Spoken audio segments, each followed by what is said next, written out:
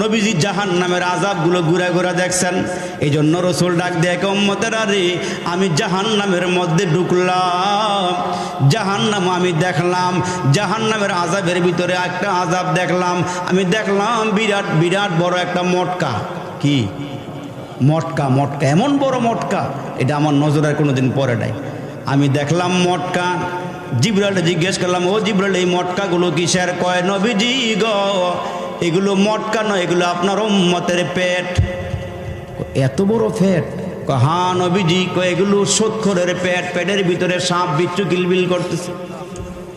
আরে আমার মুসলমান ভাইরারি, আমার বিরাট বড় বড় সাপ পেটের ভিতরে কিলবিল করতেছে, কামড়াইতেছে, বিচ্ছু দিয়া পেটটা ভরা, সাপ দিয়া পেটটা ভরা। আমার নবী কয়, আমি দেখলাম। জিবরাইল জিজ্ঞেস করলাম, ও জিবরাইল, এই পেটটা কেমন?